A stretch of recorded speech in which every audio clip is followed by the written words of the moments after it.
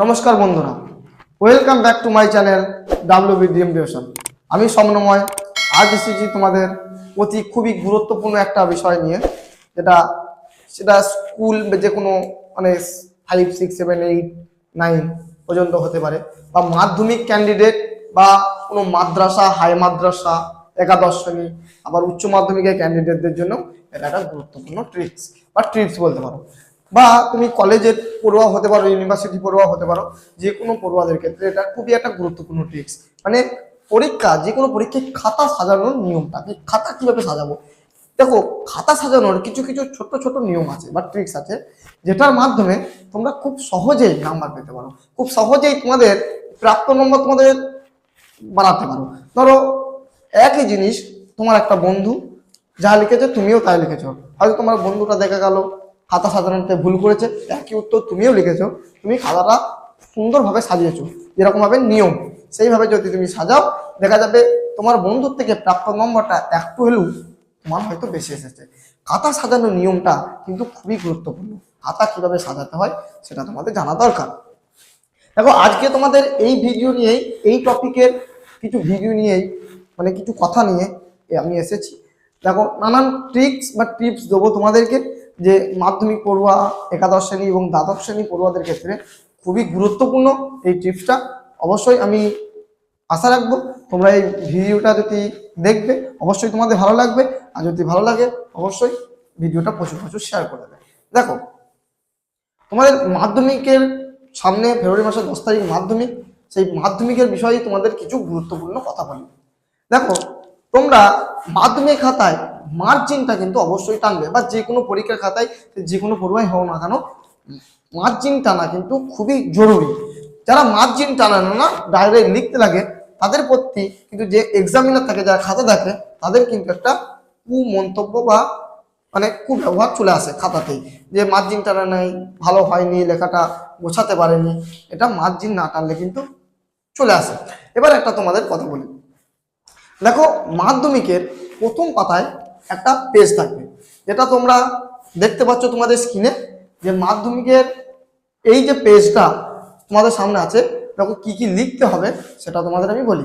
দেখো, এখানে দেখতে পাবে, বা তোমরা যখন মাধ্যমিক দেবে তোমরা তখন বুঝতে পারবে যে তোমাদের সাবজেক্ট লিখতে হবে, তারপর তোমাদের নাম থাকবে, তারপর তোমাদের রেজিস্ট্রেশন নাম্বার, তারপর তোমাদের রোল দিয়ে একটু ছেড়ে দিয়ে নাম্বার, তারপর তোমাদের কোন ভাষায় তোমরা লিখবে, মানে বাংলা ভাষা নাকি তোমরা ইংলিশ ভাষায় তোমরা অ্যান্সারটা লিখবে সেটা লিখতে হবে। আবার এখন নিয়ম করে দিয়েছে কোশ্চেন বুকলেট নাম্বার লিখতে হবে।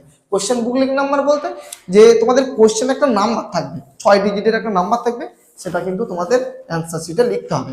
আর একটা কথা, যে তোমাদের একটা প্রথম পাতাতেই তোমাদের ওটা লেখার জায়গা থাকবে, ওই জায়গার ঠিক তার পরের পৃষ্ঠাটা কিন্তু তোমরা কোনো উত্তর লিখবে না, তারপর যে কোশ্চেনটা পড়ছে সেখান থেকে তোমরা মার্জিন টানবে।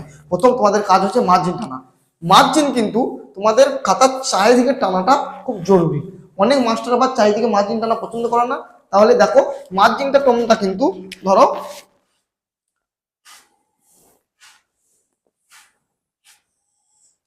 এটা তোমাদের খাতার পৃষ্ঠা, তাহলে মার্জিনটা তোমার কিন্তু এরকম ভাবে টানবে। দেখো,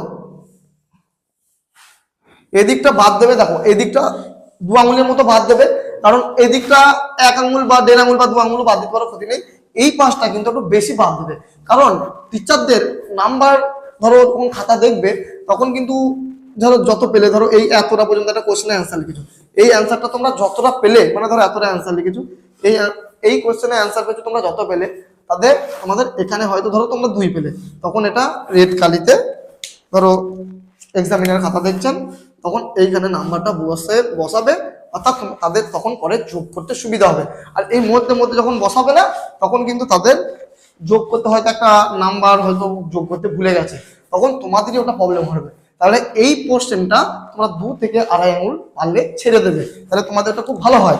আর একটা, এই দিকটা মার্জিন টানবে, এই দিকটা সরু করে মার্জিন টানবে, এদিকটা ফাঁক দেওয়ার দরকার নেই তোমার ডান দিকটা। আর অনেকে নিচের দিকে মার্জিন টানে সরু করে, আমি বলবো নিচের দিকে মার্জিন টানা কোনো প্রয়োজন নেই।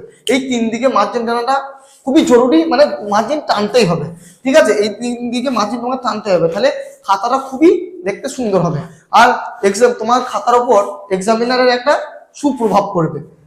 দেখো এরকম ভাবে যদি তুমি লেখো, আর একটা কোশ্চেন বলি, ধরো তুমি অ্যান্সার তুমি একটা লিখছো, এই অ্যান্সারটা ধরো লিখছো, এতটা লিখলে, এই অ্যান্সারটা লেখার পর মিনিমাম এতটা ডিস্টেন্স রাখার পর তুমি পরের অ্যান্সারটা লিখবে, তাহলে দেখতে খাতাটা দেখতে খুব সুন্দর হবে এবং একটা মাস্টার বা এক্সামিনার যে টিচার খাতা দেখবে তোমার প্রতি একটা ভালো মনোভাব তৈরি হবে, তাই না? দেখো এতটা অ্যান্সার লিখলে তুমি এই অ্যান্সারটা তারপরে যখন অ্যান্সার লিখবে এতটা ডিস্টেন্স রেখে তুমি আর একটা অ্যান্সার শুরু করবে, দেখবে যেন তোমার এই অ্যান্সারটা এখান থেকে স্টার্ট হয়। তাহলে এতটা যদি গ্যাপ থাকে না, কোনো অসুবিধা নেই, ঠিক আছে? তোমার খাতা শেষ হলেও কিন্তু তোমার কোনো ব্যাপার নেই, সরকারের খাতা সরকারের পয়সা, তোমার কোনো ব্যাপার নেই।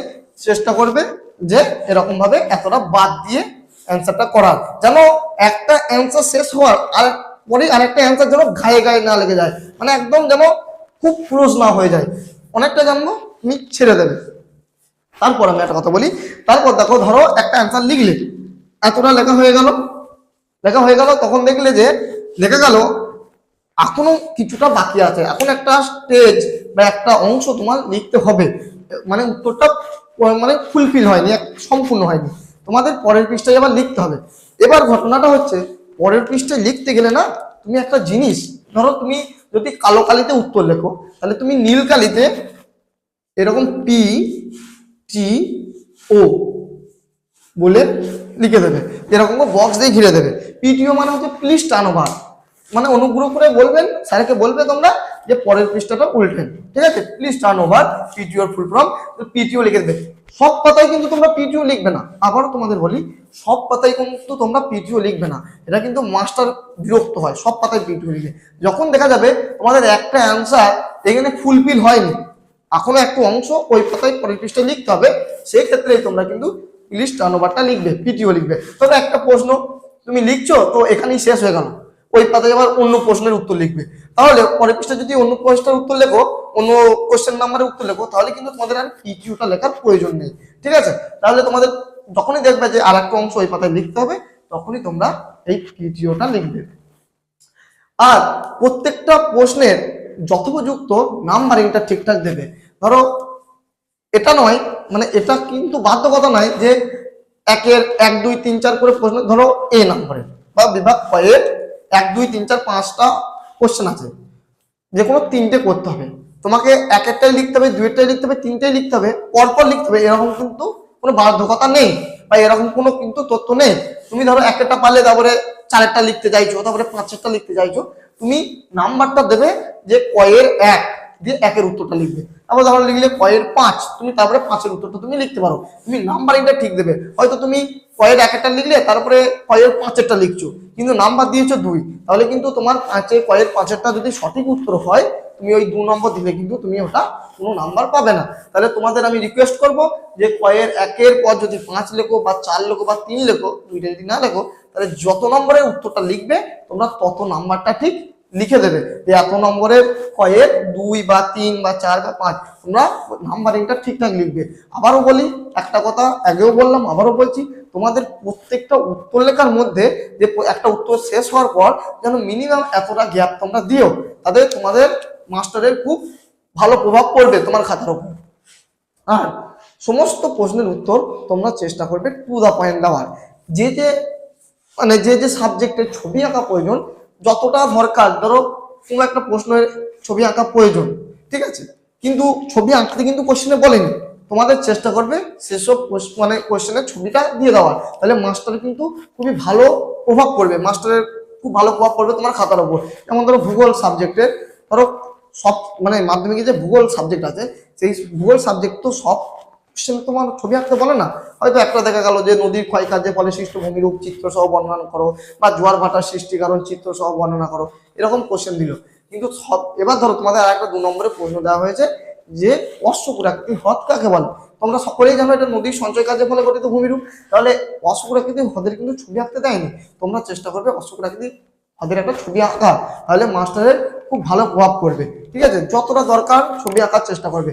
বা ধরো জীবন বিজ্ঞানের তোমাদের একটা লিখতে দিল যে হাইড্রার ক্রোকোদ্গম পদ্ধতিটি ব্যাখ্যা করো, তাহলে তোমরা ক্রোকোদ্গম পদ্ধতিটা লিখলে, তার সাথে হাইড্রার ক্রোকোদ্গম পদ্ধতি কিভাবে সৃষ্টি হচ্ছে তোমরা একটু ছবি এঁকে দিলে, তাহলে এটার ফলে মাস্টারের কি হবে, যে মাস্টার তোমার খাতার প্রতি খুব একটি ভালো মনোভাব তৈরি হবে, যে না ছেলেটা খুবই সুন্দর ভাবে লিখতে পেরেছে বা গুছিয়ে লিখেছে, বা ছেলেটা হোক বা মেয়েটা হোক খুব ভালোভাবে লিখেছে। তাহলে খাতা কিন্তু তোমাদের এইভাবেই সাজাতে হবে।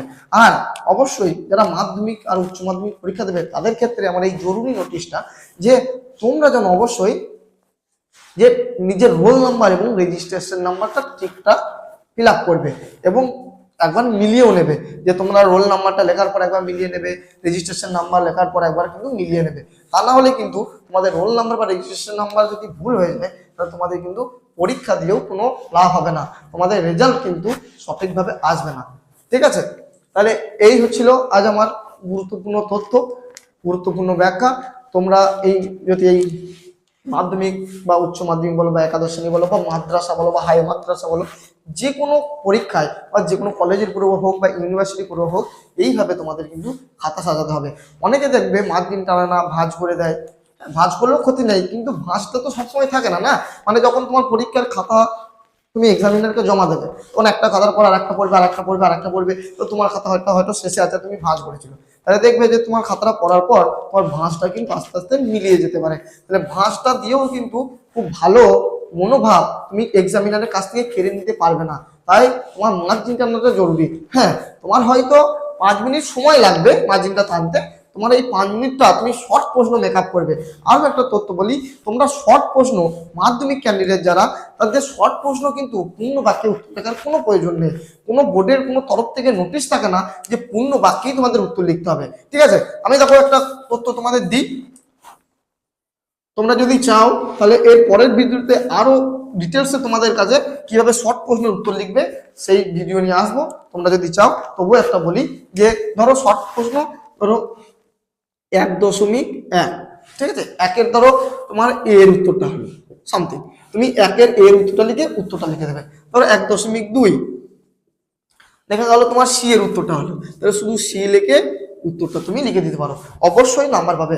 শুধুমাত্র জীবন বিজ্ঞান লাইফ সায়েন্সের সাবজেক্টের ক্ষেত্রে কিন্তু তোমাদের পূর্ণ বাক্যে উত্তর লিখতে হয়, বাকি কোনো সাবজেক্টে পূর্ণ বাক্যে উত্তর লেখার প্রয়োজন নেই। আরেকটা কথা বলি, অঙ্কতেও মানে গণিত সাবজেক্টও ম্যাথামেটিক্সেও কিন্তু তুমি শুধু এরকম উত্তর লিখতে পারো।